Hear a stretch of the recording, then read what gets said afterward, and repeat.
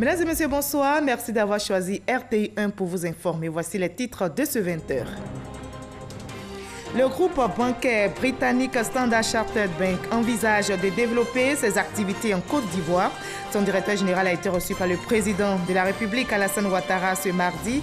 Le groupe entend contribuer au financement du secteur énergétique.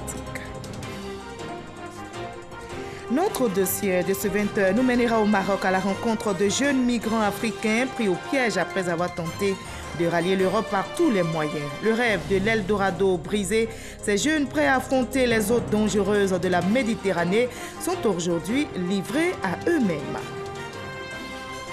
En Indonésie, le bilan du séisme et du tsunami ne cesse de s'alourdir. Il est monté à 1234 morts. On note plus de 60 000 personnes déplacées. Ce séisme est plus puissant que la série de tremblements de terre qu'a connu l'Indonésie en août dernier, qui avait fait plus de 500 morts. L'actualité en Côte d'Ivoire est dominée par la campagne pour les élections municipales et régionales. Ce mardi 2 octobre, 5e jour de campagne, les candidats continuent d'investir le terrain. Ils multiplient les meetings pour expliquer leurs projets. Nous en parlerons au cours de ce journal. Soyez les bienvenus sur RTI1. Le groupe bancaire britannique Standard Chartered Bank envisage de développer ses activités ici en Côte d'Ivoire. Son directeur général a été reçu par le président de la République ce mardi au palais présidentiel. Le groupe entend contribuer, entre autres, à court terme au financement du secteur énergétique. On en sait plus avec notre reporter Awa Touré. La Standard Chartered Bank veut se repositionner en Côte d'Ivoire et saisir des opportunités d'affaires. Le directeur général du groupe, Bill Winters, qui effectue depuis lundi sa première visite officielle en terre ivoirienne, est venu présenter au président de la République, Alassane Ouattara, son vaste programme d'investissement pour la Côte d'Ivoire. Nous avons discuté avec le chef de l'État et les ministres concernés du succès de l'économie ivoirienne, également des opportunités dans le domaine des infrastructures et dans les domaines du financement structuré. Nous avons également parlé de l'importance stratégique de la Côte d'Ivoire, où nous sommes présents depuis plus de 17 ans et où nous avons récemment investi dans le domaine de la banque digitale, facteur d'inclusion financière. Rappelons qu'en mars 2018, ce groupe a lancé la première banque entièrement digitale au sein de sa filiale en Côte d'Ivoire avec 70 services bancaires, notamment l'ouverture de comptes entièrement numériques à l'aide de l'application SC Mobile. Le vice-président Daniel Kablan-Duncan, de son côté, a pris part hier lundi à la célébration du 169e anniversaire de la fondation de la République populaire de Chine. La cérémonie a été organisée par l'ambassade de Chine en Côte d'Ivoire. On en sait plus avec Viviane Aimé.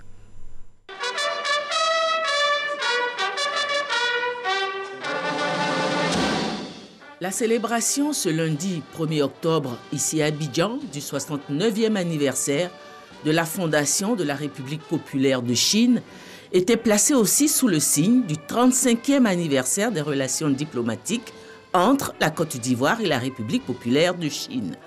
Des relations qui se sont intensifiées au cours des années pour atteindre sous la gouvernance aujourd'hui des présidents Xi Jinping et Alassane Ouattara un niveau jamais égalé auparavant. Cette amitié s'est éloquemment traduite ce lundi par la présence à cette célébration de la fête nationale de la République populaire de Chine du vice-président Daniel Kablan-Duncan, de plusieurs ministres et membres du cabinet présidentiel.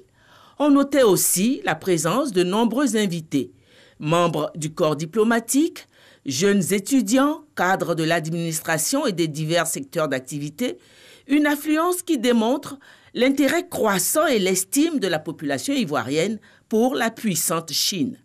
Une projection filmée des grands moments de la récente visite d'État du chef de l'État ivoirien en Chine, la première d'un chef d'État ivoirien dans ce pays ami, a été projetée. L'ambassadeur Tang Weibin, dans un important message, a émis le vœu d'un partenariat fort Chine-Côte d'Ivoire dans tous les domaines. Nous continuerons à accompagner la Côte d'Ivoire dans ses efforts de se développer pour devenir un pays émergent. Pour construire une communauté de destin Chine-Côte d'Ivoire, marquée par le soutien politique mutuel, la coopération économique gagnant-gagnant et le rapprochement de cœur des Chinois et Ivoiriens dans les échanges culturels et humains. Le rapprochement de cœur entre Chinois et Ivoiriens, on peut le dire, est déjà amorcé.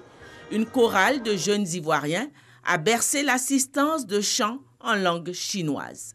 Quant au groupe artistique Soteka, il a gratifié de nombreuses danses du riche patrimoine traditionnel ivoirien.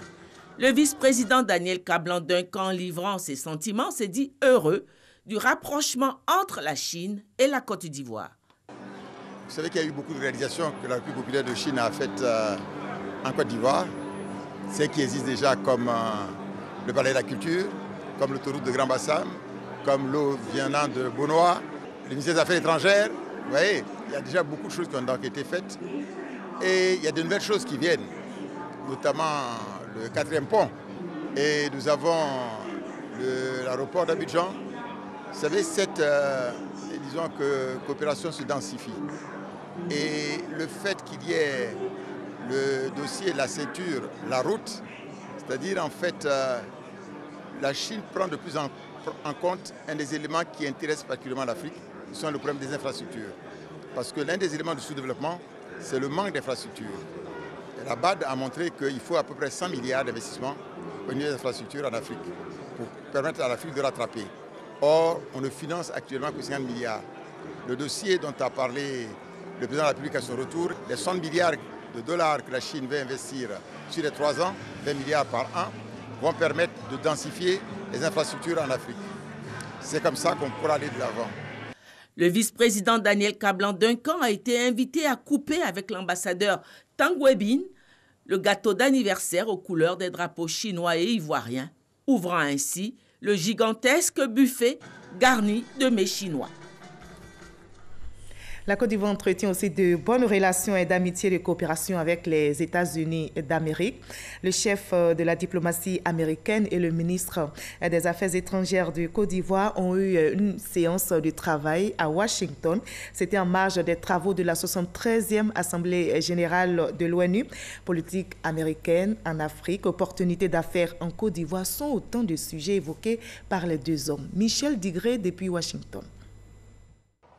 C'est la toute première fois que les deux hommes se rencontrent depuis la nomination de Mike Pompeo au poste de secrétariat d'État américain. La séance de travail a permis de faire le point des relations de coopération entre les deux pays. La Côte d'Ivoire a toujours entretenu avec les États-Unis d'Amérique une relation privilégiée, une relation ancienne, une relation de qualité, que nous avons vu ces dernières années, les progrès qu'ont accompli les relations commerciales entre nos deux pays, que nous nous en réjouissons, mais que la vision du président de la République était de moderniser notre économie par son industrialisation et notamment par la transformation sur place en Côte d'Ivoire des produits du cru, notamment le cacao dont nous sommes le premier producteur mondial. Le ministre Marcela Montano a décrit à son homologue américain les performances de l'économie ivoirienne, une porte d'entrée importante sur le marché africain et sous-régional. C'est pourquoi le ministre Marcela Montano souhaite que la Côte d'Ivoire soit un partenaire de choix dans la politique africaine des États-Unis. Avec l'arrivée de l'administration Trump, nous avons peu de lisibilité sur la politique africaine des États-Unis, en Afrique en général, en Afrique de l'Ouest et en Côte d'Ivoire en particulier. Donc j'ai souhaité avoir cet entretien avec mon homologue pour savoir un peu quelles étaient les intentions des États-Unis d'Amérique en Afrique. Et il m'a assuré que les États-Unis d'Amérique tenaient à garder son rang dans ses relations avec le continent et que la Côte d'Ivoire était considérée comme un partenaire privilégié dans cette politique de l'administration Trump sur le continent africain et en Afrique de l'Ouest. Marcela Montano a enfin soumis une préoccupation au chef de la diplomatie américaine. Je lui ai fait également remarquer qu'il serait intéressant que très rapidement, un ambassadeur des États-Unis d'Amérique soit nommé en Côte d'Ivoire. Il m'a assuré que le processus était en cours et que très rapidement, un ambassadeur serait nommé en Côte d'Ivoire. On en arrive à notre dossier de ce 20h. Je vous conduis ce soir au Maroc à la rencontre de jeunes migrants africains. Leur rêve, partir en Europe à tout prix et par tous les moyens. Pour cela, ils sont prêts à affronter les eaux dangereuses de la Méditerranée. Lorsqu'ils échouent dans leurs tentatives, on les retrouve, pour ceux qui ont encore la vie sauve, livrés à eux-mêmes. Le rêve de l'Eldorado brisé, ces jeunes migrants pris au piège du voyage périlleux témoignent maintenant dans ce dossier signé Serge Kolia depuis Rabat.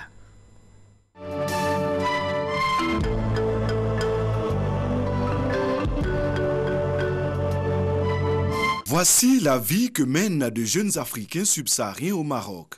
Sans abri, dormant en plein air, ils sont à Rabat, la face visible de la migration irrégulière.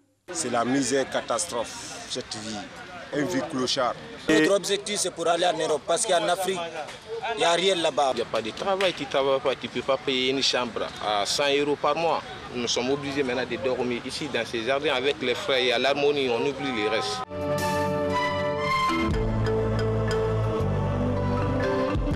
Les côtés là où on dormait, on est toujours gêné par la police. Quand on reste ici, la police, peut-être les gens ne nous voient pas, on est caché ici, ça va. C'est pourquoi on est là, quand on est là, il n'y a pas de... Même ici, des fois, ils viennent, ils nous dérangent ici. Parce que nous avons dit que nous sommes devenus nuisibles pour eux ici maintenant. Après avoir tenté d'entrer sans succès en Europe par la mer Méditerranée ou par les barrières de sécurité entre l'Espagne et le Maroc, les voilà livrés à eux-mêmes dans ce jardin public de la capitale marocaine. Dans ce jardin où nous vivons, nous dormons dans l'hiver, nous sommes ici. Pour manger, c'est pas facile, nous demandons dans les rues. Les seuls boulots que nous faisons ici, on sort, on quémande. Ceux qui ont la bonne volonté, ils nous donnent. Et ceux qui n'en ont pas, ils passent. C'est comme ça on suit ici, les 1 dirham, les centimes, les 2 dirhams, les 10. C'est ce qu'on garde un peu pour juste économiser, comment manger. Il peut faire 4 jours, 5 jours, une semaine. D'autres même jusqu'à 1 mois sans se laver. Le parcours pour arriver au Maroc n'a pourtant pas été de tout repos. Le désert qu'on a traversé, ça c'est un grand risque. Il y a d'autres qui ont marché sur le désert une semaine. Il y a d'autres qui ont perdu la vie là-bas. Ceux qui ont eu la chance se sont retrouvés ici. Et ce n'est pas fini. La Méditerranée qu'on doit traverser comme ça, on la traverse illégalement. Ce n'est pas dans les bateaux. C'est des Sodiac, c'est des trucs gonflés. Avec un petit aiguille, ça se perce. Vous perdez tous votre vie. Braver toutes sortes d'obstacles pour finir dans cette misère. Au pays, j'ai travaillé. Ici, je ne travaille pas. Le temps que j'ai perdu ici, est-ce que je peux récupérer ça aujourd'hui? Je ne peux pas. J'ai pris à mes frères qui n'ont pas pu venir ici d'oublier ces choses-là. Cette bombe aventure-là, oublie ça mes frères. Partout tu vas gagner ta vie. Ces migrants ne se sont certainement jamais imaginé un tel scénario. Nous sommes trop souffert au Maroc ici. Est-ce que vous êtes prêts aujourd'hui à retourner au pays sur Non, nous ne sommes pas prêts. Si on se retourne au pays, on va être des rébellions. On va être des rebelles. Moi, si je ne rentre pas en Europe, je suis marocain maintenant, je ne vais pas au pays. Andak, ça c'est Andak. Sans argent, sans travail, certains ont recours à la Caritas, une organisation catholique à but caritatif. Mais ici aussi, les responsables semblent dépassés par le flux migratoire. Moi, j'étais en Europe, tu vois. Moi, ils m'ont rapatrié de l'Allemagne. Je suis arrivé en Côte d'Ivoire, je suis revenu au Maroc encore pour repartir, tu vois. Je n'étais pas là pour rester ici. Mais je suis resté ici maintenant.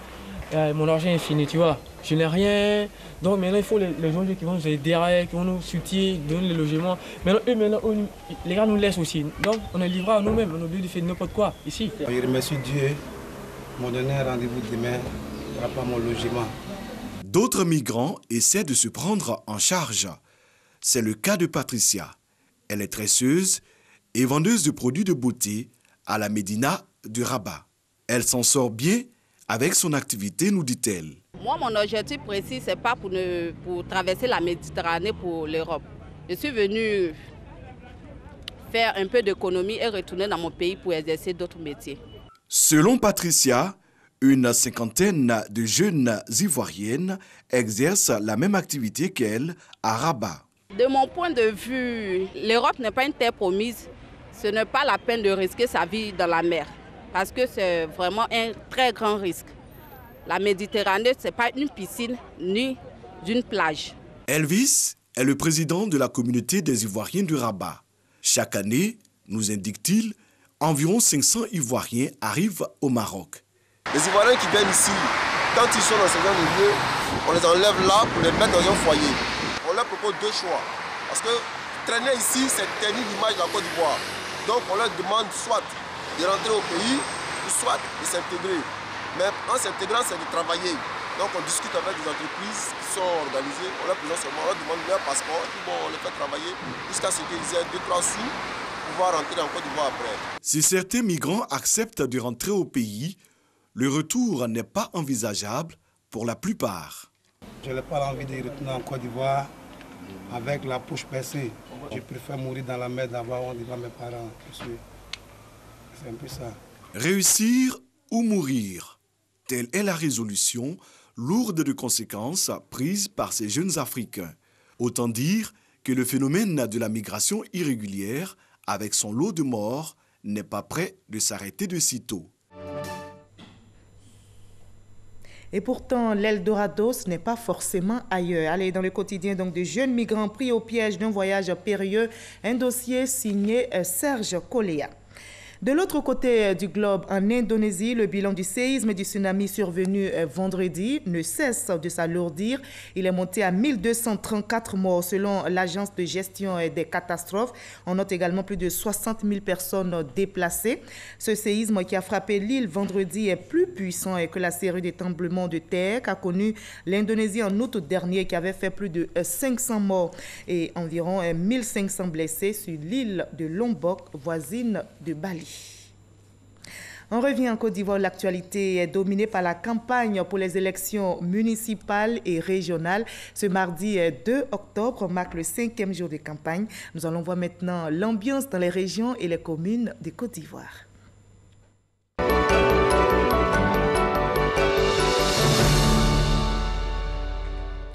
On commence donc par les régionales. Comment la campagne se déroule-t-elle dans la région du Lodjibois? 3 candidats indépendants et 1 candidat du PDCI ont été suivis par nos reporters. Zéouri Paul Arnaud Bertin conduit la liste flambeau du développement. Villages et hameaux du Lodjibois accueillent chaque jour cette délégation. Le mal qui ronge le développement dans notre région s'appelle la pauvreté. Depuis 2 ans, voire 3 ans, nous sillonnons tous les hameaux, tous les villages, toutes les villes pour dire à nos parents que nous sommes à leur côté. Ils se sont confiés à nous. Et maintenant, nous savons ce que nous allons leur proposer lorsque nous serons au conseil régional dans quelques jours. Nous y serons. Nous serons au conseil régional le 13 octobre. Devenir le porte-flambeau du Lodjibois, Zéouri Paul Arnaud entend maximiser ses rencontres avec les populations jusqu'au dernier jour des campagnes. Sur les traces de Babli Dominique, candidat PDCI-RDA pour le compte de l'élection régionale dans le Lodjibois, le candidat est en plein échange avec la chefferie. Je veux être président de cette région pour aider tous ces parents qui sont là, avec mon expérience. Je précise à toutes fins utiles que par le passé, j'ai été maire de Lakota, le premier maire de Lakota. Et si vous voyez tous les édifices, toutes les infrastructures qui sont à Lakota, depuis le carrefour, la mairie, le marché, l'abattoir, la maison des jeunes, le stade, tout ce qui est à Lakota est mon œuvre. Contact direct, carte favorite du candidat Babli Dominique. Seule femme parmi 6 candidats, Aouma Bouzouo-Cécile veut se mettre au service du Lodjibois avec un regard particulier pour la gente féminine. Et pour passer son message, elle multiplie les rencontres avec les femmes. Je veux industrialiser le Lodjibois pour que les femmes qui souffrent en milieu rural puissent trouver des débouchés facilement. Nous sommes déjà à l'international. Nous avons des marchés. Nous voulons qu'elles cultivent de façon moderne, que la jeunesse cultive de façon moderne et que nous puissions vendre facilement les produits du Lodjibois et que le Lodjibois soit la région phare du programme de développement qui est dans le plan national de développement de la Côte d'Ivoire. Aouma Bouzouo-Cécile veut tout mettre en œuvre pour valoriser le potentiel économique du Lodjibois. C'est à son quartier général à Divo que nous retrouvons le candidat Diakité Daouda. Il rentre de campagne, il a échangé avec les populations et parlé développement. Les populations de l'Odjibois vont voter pour moi parce qu'avant de faire la politique, il faut être d'abord social. Moi, je fais du social. Le social, en faisant la politique, on peut mieux faire le social. Je vais donner du travail, nos mamans, je vais m'occuper de nos mamans, je vais faire les voiries, je vais faire le développement en général. C'est ça que moi je connais. En tant qu'opérateur, c'est ce que je sais faire. C'est ce qui me pousse aujourd'hui à être candidat au conseil régional pour relever un défi. Diakité Daouda entend ne rien lâcher jusqu'à la victoire finale. Dans le Kondougou, le candidat du RHDP Kobena Kwasi Agyumani sillonne les localités de la région à la conquête de voix, bien sûr, et il espère remporter le scrutin le 13 octobre prochain. C'est à Assiefri que le candidat du RHDP pour les régionales dans le Gontougo donne le ton de sa campagne. Le candidat Kobena Kwasi Agyumani entame un long périple dans tous les hameaux du Gontougo. Vous avez vu la ferveur, l'enthousiasme sur le visage de nos parents. C'est dire qu'ils savent que seul le RHDP est capable de sauver la Côte d'Ivoire et de permettre qu'il y ait un développement équilibré et global. Les cadres que comptent les Zanzans sont à nos côtés. Nous allons battre tous nos adversaires et nous allons leur tendre la main. Qu'en est-il de ces régionales dans la région de la Nawa? Le candidat Alain Richard Donvayi et le candidat indépendant Netro Tagro René rivalisent d'ardeur sur le terrain pour conquérir les électeurs. René Netro, vice-président du conseil régional sortant, veut désormais jouer le premier rôle au sein de cette institution. Candidat indépendant, il conduit la liste unie pour la paix et le développement de la Nawa. René Netro veut impulser un nouveau développement de la région de la Nawa en prenant en compte les préoccupations quotidiennes des populations. Les besoins primaires de nos populations, c'est essentiellement les pistes villageoises pour faire sortir leurs produits agricoles. Les aider à avoir des dispensaires, construire des écoles primaires et secondaires, mais ensuite, surtout, les aider à avoir de l'eau potable. Il y a un manque criard de sang. Quand un individu est malade, il faut se rendre à Daloa pour avoir du sang. Nous souhaitons, quand nous allons prendre la région, créer ici une banque de sang. À Daléa, un village de la commune de Soubré, le candidat du RHDP, Alain Richard Donvayi, échange avec la population. Le président sortant du conseil régional de la Nawa veut poursuivre ses chantiers de développement pour le bonheur des populations de la Nawa. Nous avons fait un programme sur 5 ans avec une matrice qui nous a permis de choisir tous les 3 ans, donc, dans le programme triennal, les besoins les plus urgents. Et nous n'avons pas terminé ce travail-là. Il nous faut un deuxième mandat pour continuer et continuer à faire bien. C'est pour cela que nous sollicitons donc l'appui des populations, l'appui de la jeunesse, des femmes et de tous ceux qui vivent dans notre région pour que nous continuions à construire la cohésion dans cette région et l'unité que nous avons toujours voulu dans notre région. Et comment se déroule cette campagne maintenant dans la région de Gbeke? Le candidat RHDP, PDCI et un candidat indépendant, vous allez le voir, ont investi le terrain ce 5e jour et sont très actifs. Élection des conseillers régionaux de Gbeke. La liste Rassemblement et Paix, conduite par Kwasi Jean-Claude du RHDP, ministre des Mines et de la Géologie, compte relancer et reconstruire Bouaké. Nous considérons que l'allure à laquelle nous allons n'est pas suffisante. Nous voulions un plan Marshall pour Bouaké. Nous considérons que ce plan Marshall, c'est nous, filles et fils du Gbeke, qui devons rédiger ce plan Marshall. Nous sommes en train de le rédiger. Lorsque nous l'aurons terminé, nous nous présenterons avec ce plan-là au titre de toute la région devant le gouvernement. Nous sommes conscients que nos parents vont voter pour notre liste. L'indépendant Kwasi Abonoua Jean de l'Union sacrée pour le Gbeke rempile pour achever la mission à lui confier. L'amour que j'ai pour ma région, vous savez, quand vous construisez une maternité et que vous voyez la joie des populations, quand vous construisez une école, que vous voyez la joie des populations, quand vous faites un pont, comme on a inauguré le pont de Congodian, qui a désenclavé 10 villages Goli, qui attendaient ce pont depuis 25 ans, la joie de ces populations d'avoir eu ce pont, je vous assure que ça vous amène à vouloir continuer. Et nous avons des perspectives pour notre région et c'est pour ça que nous voulons rempiler. Mangwa Kofi Sraka Jacques du PDCI RDA, la Côte d'Ivoire a rassemblé et réconcilié et veut mettre son expérience au service de la région. Je suis candidat pour apporter un changement nouveau à la région du Beké. Vous savez, le PDCI RDA, c'est notre fétiche. Il faut que la population de Beké ne se trompe pas, qu'ils choisissent le candidat du PDCI RDA. J'ai déjà été président du conseil général de Béoumi. À Béoumi, ce que j'ai fait là-bas, tout le monde sait. D'ailleurs, tout le patrimoine que j'ai acquis, par exemple un service de TP complet, ont été transférés au conseil régional de Bouaké. Les candidats sont sur le terrain pour faire prévaloir leurs arguments.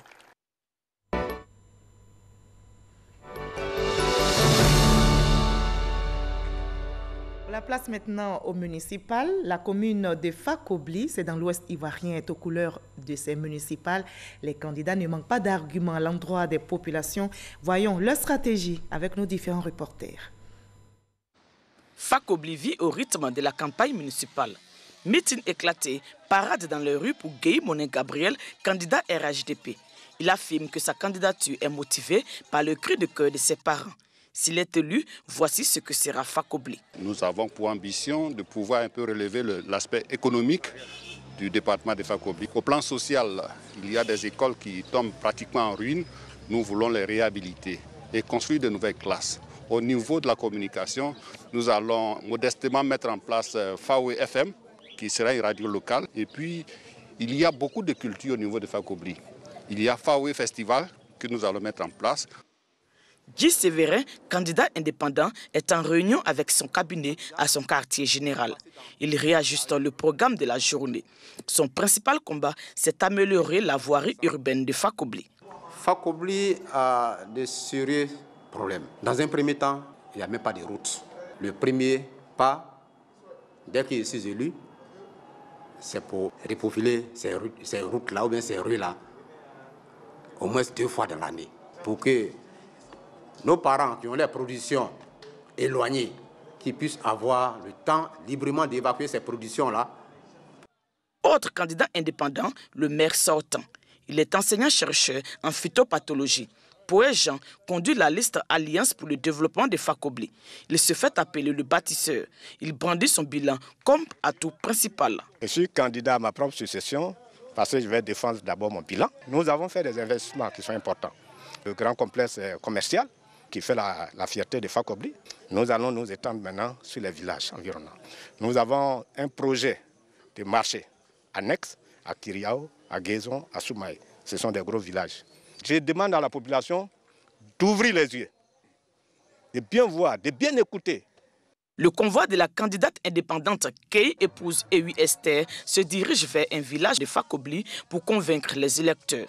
Selon elle, seule une femme est capable d'apporter ce plus à Fakobli pour son rayonnement. Nous, en tant que femmes, on veut peaufiner, on veut apporter aussi notre pierre à l'édifice, à la construction de la commune de Fakobli. Je suis venue pour vous apporter une bonne nouvelle, pour dire que la femme peut mieux faire. La femme peut aider ses parents, en tout cas à sortir de la pauvreté, à emprunter le chemin du développement. Les femmes peuvent s'organiser.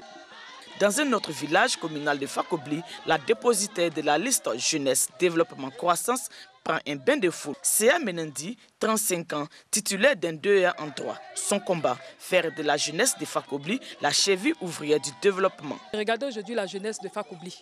On est laissé pour compte. On a des diplômes. Il y a beaucoup de diplômés à Fakobli, mais il y a beaucoup qui ne travaillent pas. Tout ce que j'ai à dire à mes parents, c'est qu'ils savent, et moi je sais. Ce n'est pas aujourd'hui, au temps des élections là que je me promène. Hein. Ça fait 10 ans que je me promène eux. Ça fait 10 ans on se confond. Ça fait 10 ans on s'entraide. Ce n'est qu'une confirmation des choses. Au total, ce sont 5 candidats qui sont en liste pour la commune de Fakobli. 3 candidats indépendants, un candidat RHDP et 2 candidats indépendants également briguent la mairie de Niélé. Mais quels sont les atouts pour remporter le scrutin du 13 octobre? Élément de réponse avec nos reporters. À son QG de campagne à Niélé, Ouattara Bessiaka, candidat indépendant, est galvanisé par ses militants. Toutes les occasions sont bonnes pour exposer son programme. On réunit tous les bords politiques pour apporter la paix à Niélé Et une fois la paix acquise, nous allons au développement. Je suis un homme de terrain. Tout ce que j'ai cité, que ce soit les routes, que ce soit l'hydraulique, que ce soit l'électricité, c'est mon domaine. Donc je demande à la population de Niélé de me voter pour apporter ce développement à notre chère commune. Un autre indépendant, Ouattara Moussa, est également à son QG. Il est régulièrement visité.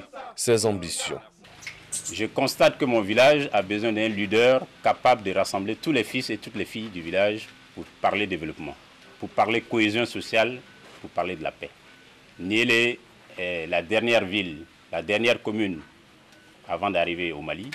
Elle est très loin d'Abidjan. Si on n'a pas un leader capable de transmettre les sons, les besoins de notre population à Abidjan, ça ne serait pas réalisé. À Niélé, le RHDP compte sur Ouattara Alassane. Ce maire sortant est en campagne dans un village de la commune. Et pour moi, c'est une continuité de ce qu'on a commencé avec le mandat qui vient de s'achever. C'est des actions de développement au niveau de notre population. C'est-à-dire c'est des problèmes d'eau qu'on veut résoudre, c'est des problèmes d'électricité, des problèmes que vivent nos parents. Et nous avons commencé une mission qu'on veut terminer, qu'on veut poursuivre. Nous sommes dans le village de Nyangbarasso, qui est dans la commune de Niélé. Et ici, nous connaissons les besoins de nos parents. Les 3 candidats seront départagés le 13 octobre, jour du vote. À Diawala, la campagne bat aussi son plein. Les différents candidats misent, eux, sur la proximité pour faire passer leur message auprès des populations. Une liste indépendante convoite à la mairie de Diawala. Elle est conduite par Ouattara Mamadou. L'homme est sur les routes pour ratisser l'âge. Parce que j'estime que Diawala est beaucoup en retard. Comme nous sommes d'un monde évolutif, il y a des choses hier dont Diawala n'avait pas droit. Avec moi, je pense que Diawala doit.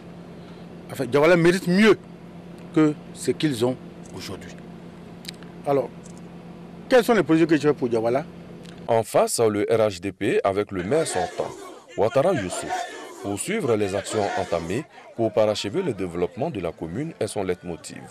Depuis 2013, où nous avons été élus pour le premier mandat, nous avons fait un certain nombre de réalisations et nous avions un programme que nous avons déroulé sur les 5 premières années. Mais nous pensons que nous ne sommes pas encore arrivés au bout de ce programme. Voilà pourquoi nous sollicitons un second mandat pour achever ce qu'on a bien entamé. Le 13 octobre, pour savoir lequel des Ouattara occupera le fauteuil de maire de Diawala. Rendons-nous maintenant à Ouangolodougou pour voir comment cette ville vit-elle au rythme de cette campagne municipale. Vous allez le voir, l'ambiance est très chaude et les candidats sont actifs sur le terrain. Ouangolodougou, la ville aux 2 frontières, les candidats à l'élection municipale occupent le terrain. Celui du RHDP Tungara Moussa est en plein dispatching de t-shirts à son effigie. La campagne est lancée. Mon objectif vraiment c'est de transformer Ouangolo. Je pense que je suis déjà sur le chemin avec le premier mandat. Je pense que tout le monde voit ce que j'ai déjà fait comme boulot. Donc je demande le deuxième mandat pour pouvoir achever les travaux que j'ai déjà commencés. Donc à ce niveau, on va avoir un Ouangolo nouveau, un Ouangolo émergent. Il y a l'électrification, il y a les routes, il y a le problème d'école, il y a le problème de santé. Un indépendant est aussi à la tâche, Ouattara Bassotigui. Ce jour, il rencontre des femmes. Un détour et il déroule ses ambitions. Les défis sont énormes, en tout cas au niveau de l'éducation. Je compte quand même apporter mon appui sur le plan de la salubrité.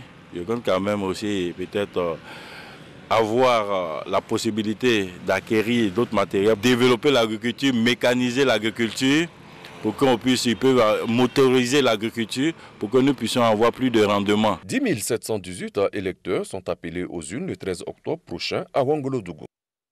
La commune de Korogo vit aussi au rythme de ses municipales. Notre équipe de reportage a suivi la campagne menée par le candidat RHDP assuré de remporter l'élection au soir du 13 octobre. Korogo, forte mobilisation, le RHDP lance sa campagne. La liste est conduite par Lanzani Koulibaly. La continuité est mise en avant. On va remercier donc le Premier ministre qui est l'actuel maire, qui a accepté de donner la place aux plus jeunes et qui a renouvelé le conseil municipal donc de plus de 60%. Et nous avons donc mis cette mairie sous le signe de la continuité de toutes les actions déjà qui ont commencé avec le Premier ministre, les actions de développement comme les routes, l'eau courante, l'électricité, les hôpitaux, les dispensaires, l'école. Le Premier ministre Amadou Gon Coulibaly, maire sortant, est venu apporter son soutien au RHDP. Lui, il est candidat unique, il représente les couleurs du RHDP au municipal dans la commune de Kong et il promet, une fois élu, de travailler à l'essor de cette commune. Voyons comment se déroule la campagne du candidat RHDP avec Kadès Sogodogo. C'était Abdrahman Timoko, tête de liste RHDP pour l'élection municipale à Kong, candidat unique. La campagne est tout de même menée. Tous ici, mes frères et sœurs, membres du conseil municipal, sommes mobilisés, sommes engagés pour contribuer chaque jour davantage au bonheur des populations de Kong par la vision éclairée de nos dévanciers et par le fait que déjà il a déjà tracé les sillons. Le ministre Téné Ibrahima Ouattara, qui est pour nous, comme je le dis, un modèle, une référence qui a permis à tous ici rassemblés d'être unis. Les membres de la liste ont été présentés aux populations en attendant le 13 octobre, jour du scrutin. De Kwasi Kro est aussi convoité par des candidats issus du RHDP, du PDCI et 2 candidats indépendants. Ils sillonnent actuellement les localités pour échanger avec les électeurs et tenter de les rallier à leur cause. L'hôtel de ville de Kwasi Kro, fierté des populations, est l'un des principaux arguments de campagne du maire sortant. Kwadio Kwaku Bertin remplit pour un autre mandat au compte du PDCI. La force de l'équipe sortante, dirigé par le sénateur M. Kwadio Kwaku Bertin, réside dans toutes les actions que nous avons menées durant les 5 ans. Les efforts que le maire a déployés pour que nous arrivions à ce niveau de développement nous permettent de nous rassurer que nos parents, nos électeurs peuvent nous reconduire. Kwaku Kona Norbert, candidat indépendant, l'homme est administrateur des services financiers et propose aux populations de Kwasi Kro un autre mode de gestion de la mairie. Il se présente comme l'homme du changement. Changeons de mentalité. Changeons notre façon de voir pour notre bien. Prenez quelqu'un qui peut faire quelque chose pour vous. Ma stratégie, c'est d'utiliser le peu que l'État me donne pour faire le développement du Kwasi Kro. Et si ça ne suffit pas, je me tourne vers l'extérieur, vers mes amis, pour venir m'aider. Parce que le budget de la mairie seulement ne suffit pas. À l'entrée de la ville de Kwasi Kro, le quartier général de campagne du candidat du RHDP, Kwasi Kra Amilara, affiche un triomphalisme qui rassure ses militants et partisans. Après les tournées que nous avons effectuées dans pratiquement tous les villages de la commune de Kwasi Kro, la population partage vraiment cette vision et a soutenu le candidat du RHDP qui a été investi par le président Alassane Ouattara pour pouvoir profiter aussi de ce développement apporté dans les autres régions de la Côte d'Ivoire. Nous voici avec le candidat indépendant Kwaku Joseph. En route pour son domicile, après une série de rencontres programmées, de Maître Mo résume sa vision. Union et solidarité pour Kwasi Kro. J'ai déjà apporté des soutiens au niveau des villages de Kwasi Kro. D'abord l'électrification de Banangatakro en 2003. J'ai pu récompenser tous les meilleurs élèves de 2002 à 2005. J'ai fait reprofiler les voies de la ville et de certains villages. N'étant pas encore maire, voilà que j'ai déjà apporté le bonheur dans le cœur de nos populations. Étant maire maintenant, c'est de mieux faire qu'avant. Pour ce qui est vu à Kwasi Kro, la fonction de maire ne sera pas une sinécure, car tout dans cette commune est urgence. À Béthié, la campagne se poursuit pour un autre candidat du RHDP. Il s'agit de Tano Etienne. Voyons ses atouts avec nos reporters. Candidat RHDP, Rassemblement des oufouettistes pour la démocratie et la paix à Béthié. Tano Manizan Etienne, maire sortant, met son second mandat sous le signe de la continuité. Nous avons réalisé certains travaux. Il y a d'autres qui sont en cours, d'autres sont en perspective. Alors j'ai demandé à faire mon deuxième mandat pour que les jeunes viennent me relayer. Pendant ce temps, ils ont de quoi faire pour avancer et développer notre ville. Tano Manizan Etienne reconnaît que beaucoup reste à faire.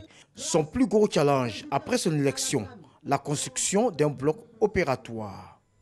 Et si je vous conduisais maintenant dans la commune d'Ateguakro, comment la campagne se déroule-t-elle dans cette localité? Vous allez le voir, le candidat du RHDP est sur le terrain à la conquête des voix. Un autre candidat en marche à Ateguakro, Jérôme Kwame, pour le RHDP, veut être le premier maire de la localité érigée en commune en mai 2018. Notre ambition pour la commune d'Ateguakro, c'est de promouvoir le développement. Nous mettons l'homme, l'individu au cœur du développement. Nous devons nous rassembler, construire ensemble le développement dans cette commune. Deuxièmement, nous attendons créer des projets de base, de développement pour nos femmes, pour nos jeunes, créer l'auto-emploi. Un plan de campagne décliné donc en 11 points. Jérôme Kwame lance ainsi officiellement sa campagne.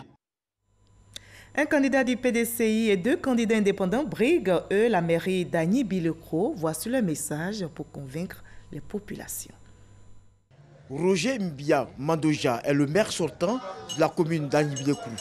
Candidat à sa propre succession, le choix du PDCI pour ces élections municipales 2018 remplit pour, dit-il, renforcer son bilan largement positif. Nous avons promis 10 infrastructures, nous en avons fait plus d'une centaine. Il y avait Dieu dans cette affaire et il y a Dieu dans cette affaire. Et ce sont ces populations engagées pour nous. C'est ça qui nous donne la force de continuer.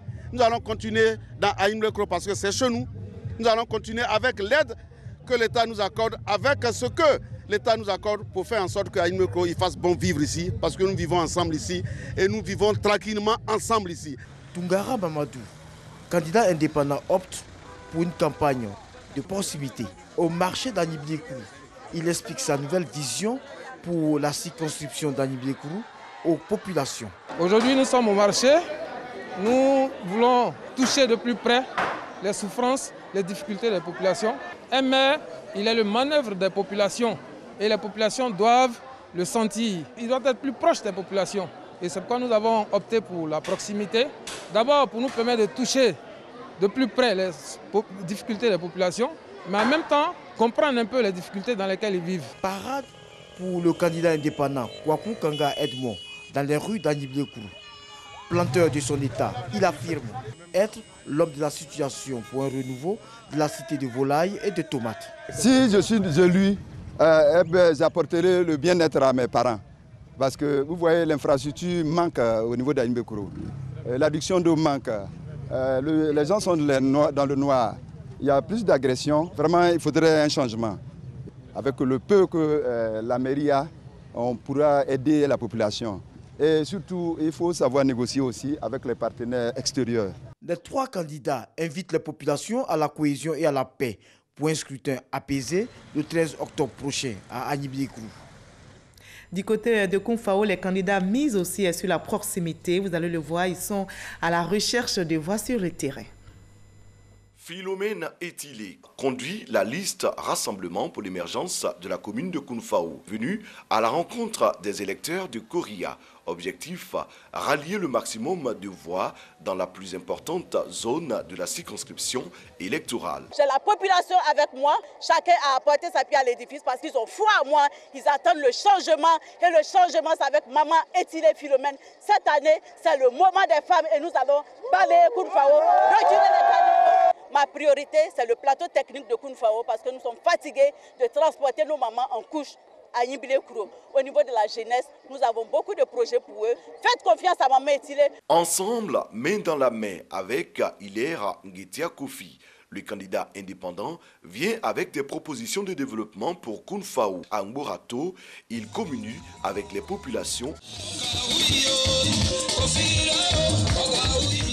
Nous avons visité tous les villages, nous avons visité l'hôpital, la ville. Vraiment, il y a beaucoup à faire.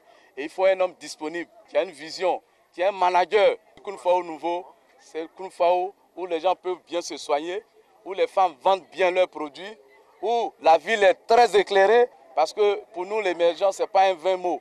Et nous sommes prêts à relever ce défi immense.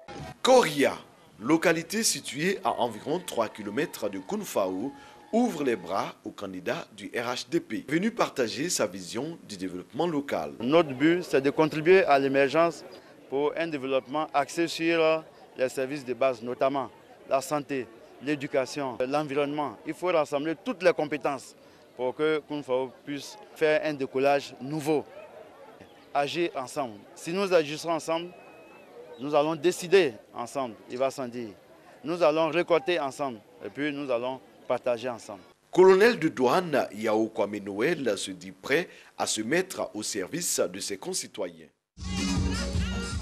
Oulaï François est le porte-étendard du PDCI RDA à Kounfao. En cas de victoire, Oulaï François entend ouvrir de nouveaux chantiers de développement pour le bien-être des populations de Kounfao.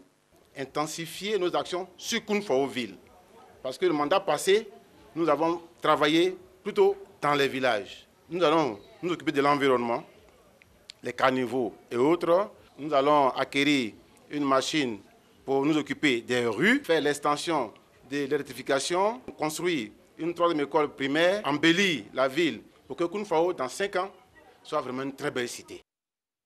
Abonoukou, le candidat du RHDP sillonne aussi les localités. Il est assuré de remporter la victoire au soir du 13 octobre. Tout le Gotha du RHDP dans le Gontougo, avec à sa tête Kobenan Kwasi Adjoumani sur la place publique de Bondoukou pour soutenir le candidat Ila Soukoni. Le maire sortant de Bondoukou juge son bilan positif. Ses partisans également. En 5 ans, nous avons réalisé 25 salles de classe. L'abattoir le plus moderne de la région. Nous avons un grand chantier, c'est le musée de la région du Gontougo. Notre combat, c'est d'améliorer les recettes au niveau de la commune. Nous sommes allés de 63 millions, aujourd'hui nous sommes à 200 millions. Des prix Cro, un candidat du PDCI et un autre candidat indépendant rivalisent d'ardeur sur le terrain. Nous allons pour gagner. Dernier entretien avec son équipe avant d'aller sur le terrain. Pour cette journée, le candidat du PDCI RDA aux élections municipales à Pricro a décidé de faire du corps à corps. Son programme de société est axé principalement sur les jeunes et les femmes. Il entend l'expliquer à chaque ménage de la commune. Ce qui a motivé ma candidature, c'est que Pricro, depuis fort longtemps, est plongé dans une léthargie. Nous voulons apporter du nouveau à Pricro. Nous voulons apporter des projets pour les jeunes, des projets pour les femmes. Nous voulons apporter un mieux-être à la population. Nous voulons aider nos parents à sortir de la pauvreté. Au niveau de l'agriculture, nous voulons promouvoir la culture de l'EVA. Maman Kofi Sinan, lui, conduit la liste Union Travail Développement. Le candidat indépendant aux élections municipales à Pricro veut faire profiter à sa commune qu'il a vu naître son expérience acquise dans divers domaines d'activité et son carnet d'adresse afin de booster son développement. Je me suis rendu compte que je peux apporter ma contribution au développement de Pricro. Comment aider nos parents, les femmes, les jeunes. Il se trouve que à Pricro, nous sommes sinon au seuil de la pauvreté. Pour pouvoir sortir de cette pauvreté, il faut un candidat, un maire qui a des idées. La bataille est bien engagée sur le terrain. Chaque candidat tente de convaincre les électeurs qu'il a le meilleur profil pour favoriser leur bien-être. Il défend les couleurs du PDCI du côté de Divo et il se nomme Akpale Yoruba Serge Raphaël. Il demande tout simplement la confiance des électeurs. Akpale Yoruba Serge Raphaël est le candidat de la liste PDCI RDA de Divo. Nous le retrouvons en plein échange avec les populations. Je suis venu pour développer Divo, prendre les ressources de la mairie pour réaliser les projets des parents. Mais je mettais l'accent sur l'éducation, la voirie, la santé, le social, la culture. Nous avons un programme assez fourni, assez intéressant pour que la ville de Divo renaisse de ses cendres. Son principal combat, redonner à Divo son lustre d'antan. Ils sont deux candidats indépendants. Ils briguent la mairie de Tienengue et ils ont des atouts selon eux pour pouvoir être élus au soir du 13 octobre. Pour Bafa Kamagate, la commune de Tienengue présente un tableau de développement sombre. Il est donc candidat indépendant pour changer la donne. Je suis candidat pour donner un mieux vivre à ma population, à savoir régler le problème de sécurité et le problème d'électrification des villages communaux et la ville mère de la commune. La voirie, vraiment, on n'a plus de voies à Tienengue. régler aussi les problèmes sociaux. Je voudrais féliciter les fonctionnaires et agents de l'État. Grâce à ces agents-là que Tinemboué a pu avoir de l'eau potable. Le candidat Bafa Kamagaté promet une gestion participative. Ses moyens, son carnet d'adresses, la mutualisation des forces vives. De son unique chef-lieu en 2013, la commune de Tinemboué en 2018, ce sont les 7 localités électrifiées avec école. Des actions du maire sortant, candidat du RHDP pour intensifier le développement. Nous avons passé 5 ans en investissement dans les écoles, au niveau de la santé, au niveau du social. Donc nous demandons à la population de nous accorder encore 5 ans. Tinemboué était carrefour. Et donc nous allons ouvrir un laboratoire. Nous allons ouvrir un bloc opératoire. Nous avons prévu, pour ce qui est de la jeunesse, construire le stade municipal de Tinemboué. C'est l'une des difficultés des jeunes. Autre défi, autonomisation de la femme, emploi jeune. Voilà, et c'est ici que l'on s'arrête pour ce 20h. Je rappelle ce qui concentre donc l'actualité en Côte d'Ivoire. C'est la campagne pour les élections municipales et régionales. Ce mardi 2 octobre, 5e jour de campagne. Vous l'avez vu, les candidats ont investi le terrain. Ils multiplient les meetings pour expliquer leur projet. Demain, mercredi 3 octobre, ce sera donc le 6e jour de campagne. Et je vous retrouverai avec le même plaisir pour une autre édition. À demain 20h.